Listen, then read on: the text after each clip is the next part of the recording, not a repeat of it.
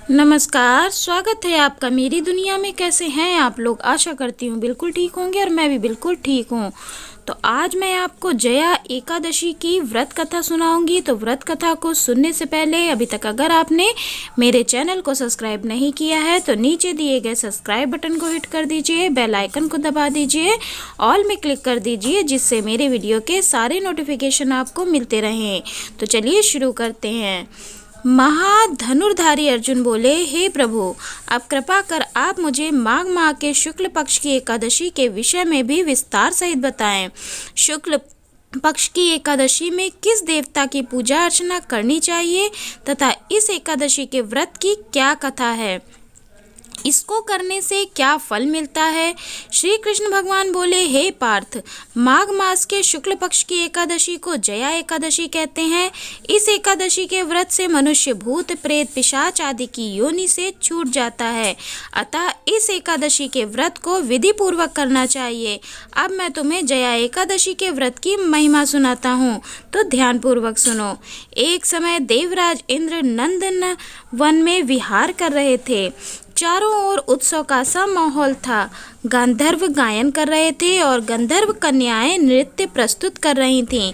वहीं पुष्पवती नामक गंधर्व कन्या ने माल्यवान नामक गंधर्व को देखा और उस पर मोहित होकर अपने हाव भाव से उसे रिझाने का प्रयास करने लगी। माल्यवान भी उस समय उसी कन्या पर मोहित होकर अपने गायन का सुर ताल भूल गया। इससे संगीत की लय टूट गई और संगीत का सारा आनंद बिगड़ गया। सभा में उपस्थित देवों को यह बहुत बुरा लगा। यह देखकर देवराज इंद्र भी कुपित हो गए। संगीत एक पवित्र साधना है, इस साधना को भ्रष्ट करना अपराध है। अतः इंद्र क्रोधित हो उठे और उन्होंने पुष्पवती तथा माल्यवान को श्राप दे दिया। संगीत की साधना को अपवित्र करने वाले माल्यवान और पुष्पवती, तुमने देवी सरस्वती का अपमान किया है, अतः तुम्हें मृत्युलोक में जाना होगा। गुरुजनों की सभा में असंयम और लज्जाजनक प्रदर्शन करके तुमने गुरुजनों का भी अपमान किया है। इसीलिए इंद्रलोक के निवास के बदले अब तुम अधम पिशाच असंयमी का साथ जीवन बिताओगे। इंद्र का शाप सुनकर वे अत्यंत दुखी हुए और हिमालय पर पिशाच बनकर दुख पूर्वक जीवन व्यतीत करने लगे। उन्हें गंध, रस, स्पर्श आदि का कुछ ज्ञान नहीं था। वहीं उन्हें असहनीय दुख सहने पड़ रहे थे। रात दिन में उन्हें एक क्षण भी निद्रा नहीं आती थी। उस स्थान पर अत्यंत सर्दी थी, जिसके कारण उनके रोम खड़े हो जाते थे, हाथ पैर सुन्न हो जाते थे, दांत किटकिटाने लगते थे। एक दिन पिशाच ने अपनी स्त्री से कहा, न मालूम हमने पिछले जन्म में कौन से पाप किए हैं जिससे हमें इतनी दुखदायी यह पिशाच योनि प्राप्त हुई है। पिशाच योनि से नरक के दुख सहना उत्तम है। इसी प्रकार अनेक विचारों के करते हुए अपना दिन व्यतीत करने लगे। देवयोग से एक बार माघ मास के शुक्ल पक्ष की जया नामक एकादशी के दिन इन दोनों ने ना तो कोई भोजन किया, ना कोई पाप कर्म ही किया। उस दिन केवल फल फूल खाकर ही इन्होंने अपना जीवन व्यतीत किया और महान दुख के साथ पीपल के वृक्ष के नीचे बैठ गए। उस दिन सूर्य नारायण अस्ताचल को जा रहे थे। वह रात्रि के इन दोनों ने एक दूसरे से सटकर बड़ी कठिनता से काटी।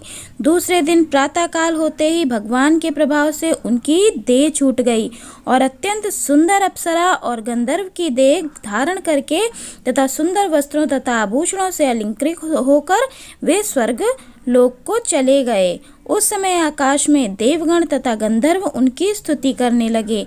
नागलोक में जाकर इन दोनों ने देवराज इंद्र को प्रणाम किया।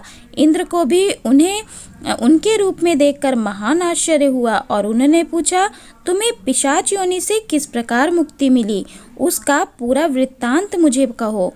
इस पर माल्यवान बोले, हे देवेंद्र, भगवान विष्णु के प्रभाव तथा जया एकादशी के व्रत के पुण्य से हमारी पिशाच योनि छूटी है।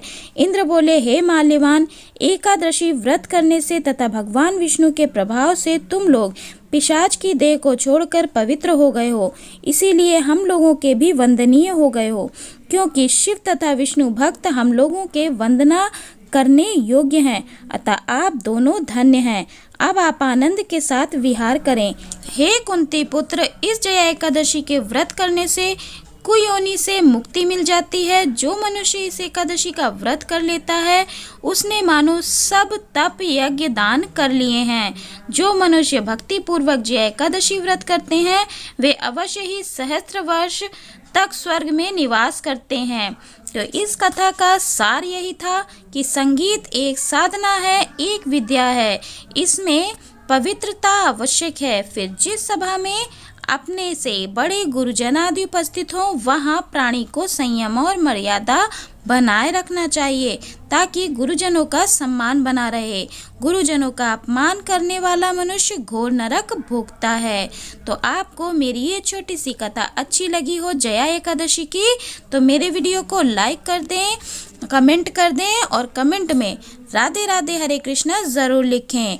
और ज़्यादा अच्छी लगी हो तो शेयर ज़रूर करें। तो खुश रहें, मस्त रहें, मुस्कुराते रहें। राधे राधे हरे कृष्णा।